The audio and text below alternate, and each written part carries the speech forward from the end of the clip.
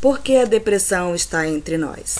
A depressão é uma doença considerada da alma. Atualmente, segundo a Organização Mundial de Saúde, ela é uma doença que acomete mais de 120 milhões de pessoas no mundo inteiro, atingindo em 4 pessoas. E essa patologia é muito impactante. Apenas no Brasil já seriam 17 milhões de pessoas atingidas por essa doença. Ela é uma doença multifatorial e possui componentes genéticos, biológicos e ambientais. Não temos relatos desta doença em épocas passadas. Entretanto, é possível que ela fosse impactante, mas de maneira silenciosa, muito antigamente. Mas vejamos ainda, dificilmente no começo do século passado, as pessoas eram tão assoladas com preocupações nas proporções que vivemos hoje. Pense comigo, será que nossos bisavós gastavam em média 1 hora para chegar ao trabalho? É bem possível que não. E a volta para casa? Seria ela circundada de um trânsito caótico após um longo dia de atividades? Possivelmente não também. E o medo de ser assaltado? Será que eles ficavam preocupados de maneira aflitiva com a possibilidade de um assalto iminente nos moldes que temos hoje? Provavelmente não. É bem possível que nossos antepassados retornassem para casa no final da tarde, onde se relacionavam com a família, dividiam algumas tarefas domésticas e na hora de ir para a cama não tinham tanta dificuldade para dormir. Pouco e mal, a exemplo de como se vive hoje nos grandes centros.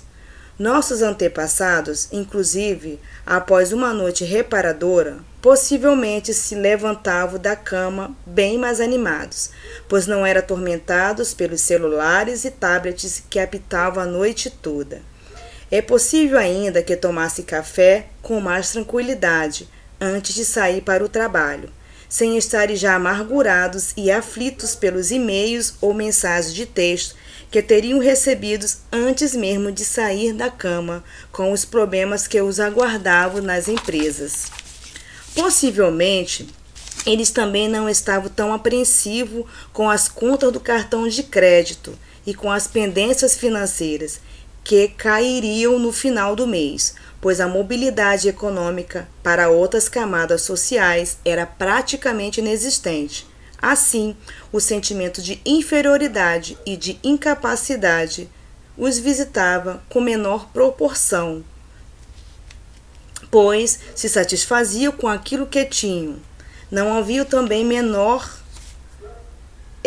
jeito de se comparar um com o outro. Talvez não houvesse tanta pressão no trabalho, tanta competição para mais resultados, alianças contra colegas, avaliações psicológicas que cotidianamente lhe apontavam suas falhas e seus talentos não desenvolvidos, e possivelmente não havia imposição para se fazer MBA, pois era comum permanecer em um mesmo cargo anos a fios e que em um determinado momento a promoção naturalmente aconteceria.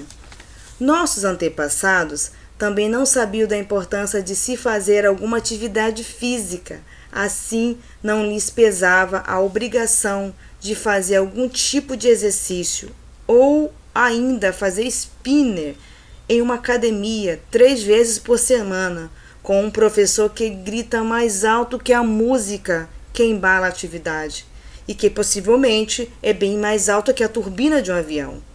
Isso era decorrente do fato que não se preocupavam tanto com as medidas. Se preocupavam com as medidas corporais, eles não se preocupavam, visíveis nas barrigas ou nas celulites, além do fato de que os trajes de banho usados nas praias mais cobriam do que mostravam. Não havia uma imposição social tão grande para se atingir um corpo perfeito. Eles eram aquilo em sua genética. Aquilo que a sua genética herdava, eles eram, sem culpa, sem constrangimento ou frustrações. Nossos antepassados, possivelmente, não tinham tantos problemas com os filhos, sabia-se da autoridade dos pais e ninguém imaginaria desafiá-la. Não ouviu sobre usar a Ritalina para tratar de déficit de atenção ou de bullying que seus filhos estariam praticando ou sofrendo, possivelmente por se relacionarem mais com a sua prole.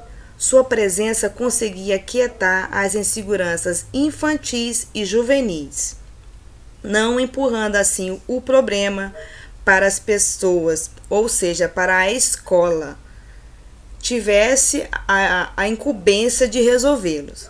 As mães, nessa época, possivelmente também não tinham crises de identidade por não colaborarem economicamente com as contas da casa. E, finalmente, os casais ficavam com a mesma pessoa por muito tempo, pois as separações eram coisas muito mais raras e possivelmente lhes traziam menores níveis de inquietude pessoais. Simplesmente ficavam-se casados. Assim, creio que a pressão de ontem era imensamente menor e as pessoas viviam com aquilo que a realidade lhes disponibilizava. Talvez muitas vezes descontentes na posse de suas limitações, mas possivelmente mais pacificados em suas possibilidades, com menos tensão interna, com um sono mais reparador, com relações interpessoais mais estáveis, possivelmente sofresse menos de estresse, o que fazia com que seu organismo não se sentisse tão agredido e que resultava em uma busca de alimentos menos calóricos. Portanto, é possível que tivesse uma relação mais saudável com a comida, e ainda que comesse praticamente de tudo, sem restrições, possivelmente não sofreu tanto com a obesidade na forma como sofremos hoje. Ao olhar para o nosso cotidiano e para a vida que levamos, não seria de se surpreender então que a depressão, mais dia ou menos dia, possa bater à nossa porta. Vivemos na maior parte do tempo infelizes, incompletos, pressionados, insatisfeitos e o pior de tudo, profundamente angustiados. A pergunta que lhe faço, portanto, é: realmente você acha que é possível viver assim? Obviamente que não, pois nossa evolução não nos preparou para viver de forma que a realidade moderna nos permite.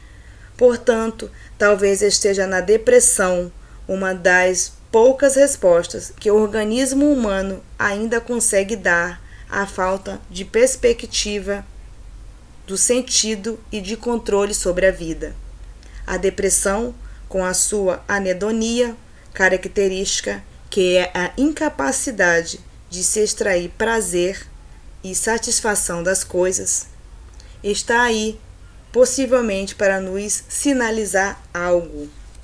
É a depressão que você sente quando o mundo, como é, não se alinha com aquilo que você acha que deveria ser. Faça algo por você e por sua vida, ao invés de sentir-se apenas vítima de uma existência desgovernada. Reinvente-se. As escolhas estão aí exatamente para cumprir este papel. Assim é a depressão nos dias atuais. Temos que nos reinventar para podermos proporcionar a cura, que depende de nós e também depende da esfera médica, um ambiente tranquilo de família e amigos, para podermos vencer a depressão. Assim,